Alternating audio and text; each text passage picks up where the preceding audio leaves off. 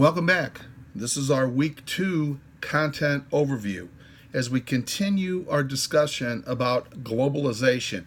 And we know that means businesses operating amongst themselves all around the world, country to country, wherever. Okay, that's happening as we speak, and it's only going to get bigger, better, faster, stronger. But what's it based on? What is globalization around the world based on? Well, two things: import and export. What they sound like is what they are. Companies have to import goods. Very few companies have everything that they need at the best economical price that it can be sold. Okay, so they have to bring items in. They also have to export items. Exporting means they're sending items that are manufactured here, like in the United States, to other countries like Russia, Asia, Pacific, okay? All those countries around the world. So it's based off of import and export. Now, what drives a country? Okay, well, it's money. It's income level. All right. Now, you're going to find these numbers a little staggering based off of what happens here in the United States, but it's been broken down into 4 categories.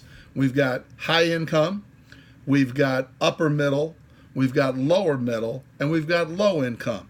Now, here's the per capita, which means take every person in the particular country and divide all the money that's been made by those amount of people. Here's what the average is, okay? So far, high income, okay?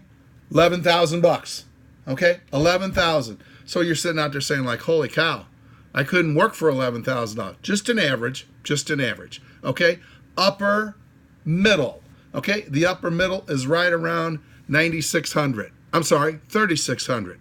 Right around 3,600 bucks. Okay? Lower middle is right around 900 bucks, and then obviously low is anything less than $900. So when you start thinking about that, that's on a per individual basis. Now that doesn't mean that's how much people make. What that means is, again, we're going to take all the money that's been made, divide it by all the people, okay? And those are our numbers. Now, the world has been broken down into 3 key clusters. We've got North America, we've got Asia, and we've got the Pacific. Okay, so it's all clustered as we think in terms of globalization. Now, what drives all of this? Okay, we have what we call our trade agreements. What they sound like is what they are, only on an international or global basis, which means I might say to Russia, hey, we're going to ship steel over there. And they might say, okay, well, you ship steel over there, we're going to ship corn back over to you guys. Now, that doesn't mean that they're trading steel for corn, okay? It means that they have a shortage of steel over there, we have an excess of steel, so we're going to send it over there, all right? We have a shortage of corn, they have an excess of corn, they're going to send it back over to us. Now, here's the kicker. Here's when you hear about infighting between countries. We have a thing called tariffs, okay? So let's just say that something costs 10 bucks, all right, that we are getting imported, okay? Well, they might slap a tariff on it and say, hey, it's not going to cost you 10 bucks, it's going to cost you 12 bucks, okay? Same thing goes the other way. Hey, this corn costs 15 bucks. Well, we're going to slap a tariff on it, we're going to make it 18 bucks, okay? That's a way of doing what? Controlling the inflow and outflow of goods and services. So how does all of that get controlled? By what we call trade agreements, okay? We have those agreements, okay? And we say, all right, here's what we're going to do. What's the tariff? When the tariffs get out of whack, that's when the name calling starts amongst the higher ups in each country. Because what are we trying to achieve? We're trying to achieve a balance of trade, okay? What it sounds like is what it is. We don't want to send out less goods and services and dollar stuff than we're bringing in. Okay, think about it. Well, use yourself as an example.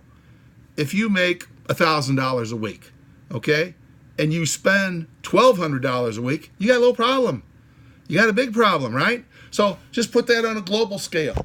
If we export $100 billion worth of goods, but we bring in $140 billion of goods, we got a problem. Not enough money to cover all that. So we think in terms of setting up balance of payments, okay? Making sure that the imports and the exports at least balance, okay? In a perfect world, what would happen?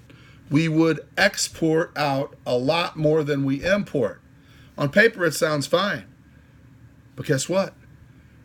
There's plenty of products and services out there that we don't have enough of, that we can't make enough of, so we've got to bring them products and services in. It's no different from the old supply and demand thing we talked about last week, right? Now, all of that is affected by what?